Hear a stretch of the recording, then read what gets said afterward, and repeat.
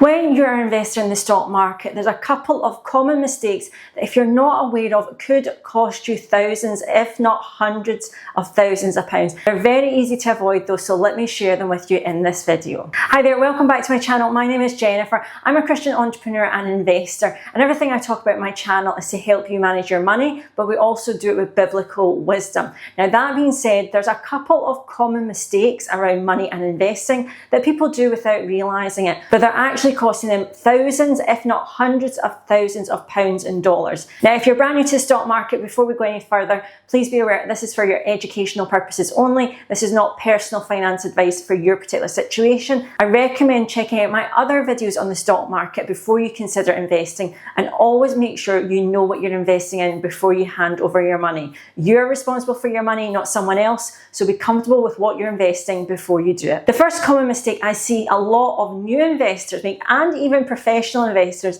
is a lack of knowledge in what they're investing in. Now that may seem obvious to some people, but often people are taking investment advice from people who don't have your best interests at heart, and B, in things that they simply do not understand. You see, when you're an investor, you're giving over your money believing long term it will grow or pay you a dividend. If you do not know what you're investing in, who you're investing in, and also the platforms you're using, how can you be sure that that guaranteed return will be there? You have to do your due diligence. Now, I really recommend reading up about everything you're investing in, even finding out how the companies are run. You see, there's lots of different ways you can invest in the stock market and in companies. You can invest in individual companies, that's an individual stock, or you can even use index trackers, which are investing in a whole range of companies based on a sector or an industry. You need to know what you're investing in though, and in particular, if you're someone who's conscious about social and economical situations, you even need to find out, how do they run their company? Is it ethical? Is it moral? Is this something actually that I want to support and give them investment in? You need to make sure you do your foundation knowledge work. Now, in particular, when you're presented with an investment opportunity, doing basic Google research is sometimes not enough. A lot of scammers are very good as well at hiding some of the reviews and the bad information. I always recommend, if you're presented with a new investment, actually go on to Reddit and some of the forums, see what other people are saying. Definitely check out if there's any Trustpilot reviews, how honest customers have found those sites. But also when it's individual companies and trackers, what are actually they investing your money in? Do you like the people who are running the company? Does it back up even your morals about how you want the world to function? You have to make sure when you're using your money, you are the best steward of it. Now, you actually have some level of protection in the UK against scammers. If you have unfortunately fallen prey to scammers putting your money in perhaps not so good websites, and they've taken it and invested it in things and then disappeared or not allowed to get your money back, you can actually claim through your bank and the financial ombudsman. There's even legal firms that will help you get your money back. So never believe that your money's lost. There could actually be a way that you can reclaim your money successfully as well. My best advice here is, do not take advice from anyone on the internet or otherwise that you do not like what they do with their money and you do not want to follow suit. For example, I personally am a Christian, so I want to know that that person is looking at the future of the world, wanting the best for it. Do they also give? Are they generous? If not, I'm not going to probably take advice from them about my money, because they're not doing the fundamental things that I believe that we should honour God with our money. Make sure when you're taking advice that it's actually from somebody you want to replicate their success or their habits in your life. Another great way to make sure you don't suffer from lack of knowledge is actually to take courses and look online to build up your knowledge of the stock market investments. The next common mistake a lot of people make that is costing them a lot of money is not being aware of the hidden fees and charges on investment platforms. There are some platforms that are completely free of charge, which is amazing, but there's some websites out there that actually have exit fees, investment fees, even yearly management fees. When we find somewhere that we want to invest in, often we don't look at these small print details, but these percentages and hidden fees can cost you a serious amount of the profits that you make. For example, I want to actually show you in a graph the difference of not being aware of fees can make to your investment. So if we look at this graph, let me just show you the actual effect of investment hidden charges and fees. Now, as you can see on the blue line, I've taken an average investment of £100,000 over 30 years. And this is just a very rough approximation. It's not exact, but I gave it a 0.1% fee charge somewhere. Either that could be the platform fee, it could be exit and buying fees, a generic fee of 0.1%. Now that wasn't a lot, and I also used in this approximation growing at least 4 to 5% every single year. So that's where you see overall it was seeing 4.9% growth net every year upon year. If we compare that with a 2% fee, so not a huge difference, you can see over time that orange line actually is the difference in your overall investment. When we have that £100 investment at the start, you can see over 30 years it could grow potentially to over £400,000, 4 times our original investment,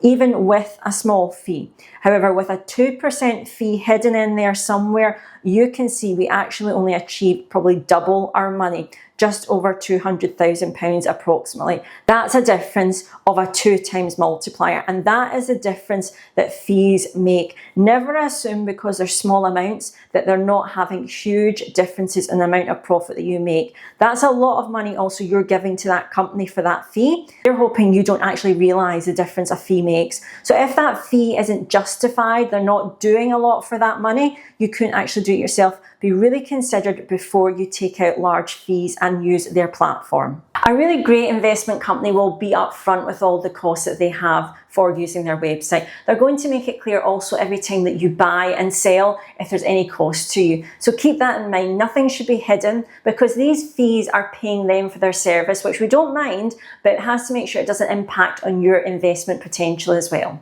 Keep also in mind about currency exchange fees. Now again, depending on the time of day even that you do your conversions, this can really affect you. And you also want to make sure whichever stock market you're using is the best one that you want to use. For example, you might be able to buy the same stock or index fund and tracker on multiple different exchanges. Look and see, are you in UK pounds or dollars? Do I want to buy in that particular stock market? These can all make a difference. So again, make sure whatever you're investing in, you have to read exactly where you're buying it and what you're buying in. This is one area that people often neglect as well very easily. And as we see, when the percentages add up for hidden fees, the difference it makes is really quite dramatic long term. It's simply not an area that you can be ignorant to. And I really hope this inspires you to go and check out what fees you're paying. If you're not happy, I really recommend going and checking out some of the products that I actually use with my own money and recommend to others. And I recommend going and checking out some of the companies that I recommend as some of the best, and that's in the description bar below. The third common mistake that a lot of investors make that is actually costing them thousands of pounds and dollars every single time they invest is not rebalancing their portfolio regularly or at all. Now the word rebalancing, I want you to think of it like this. When you buy your investments initially, you've made that decision, hopefully you've prayed about it, you know the allocation and percentage, how much you want to buy, the areas, the particular funds, it's all nice and set and fixed. Well, you usually have a specific goal in mind and a financial achievement that you want to make with your money.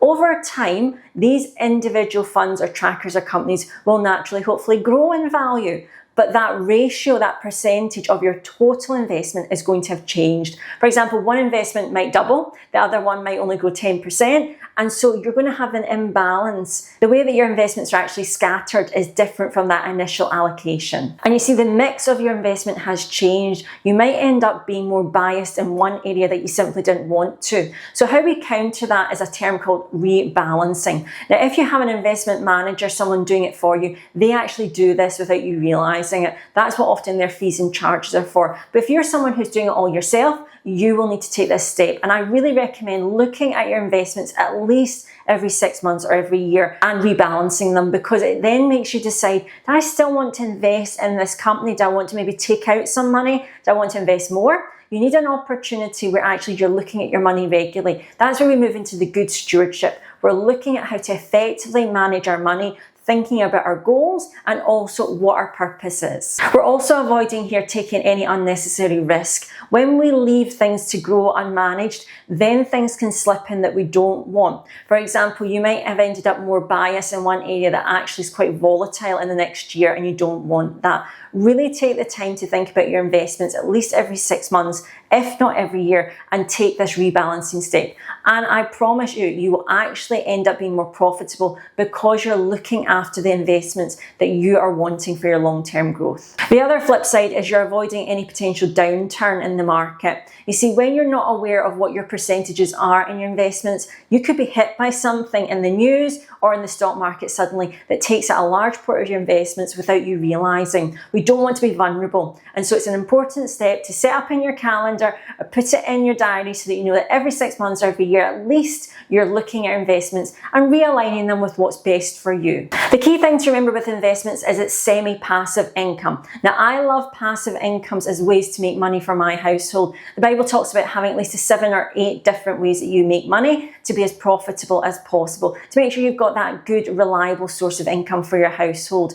But that also means there might be some admin involved. And with investments, unfortunately, there is a little bit work at least every couple of months to keep them on track, but also to make sure you're investing in what you want to invest in the world and supporting the companies that you want to. I hope these 3 mistakes will make sure that you make as much money as you can from your investments, and I hope this has been really useful. So thank you so much for watching today. If you have enjoyed my content, please do check out my other videos. We talk about money management, the stock market, even setting up businesses, all through personal experience. I have created companies that have been profitable. I've got stock market investments. Everything I talk about, I am doing in my own life or have had experience of. So I know that I'm giving you the wisdom. And I'm a Christian as well, so I believe the Bible has the best wisdom for managing our money, and I hope to share that with you. If you have found this video useful, please do like and subscribe to my channel. It helps somebody else as well find the video in the algorithm. Thank you so much for watching today. I'll speak to you very soon.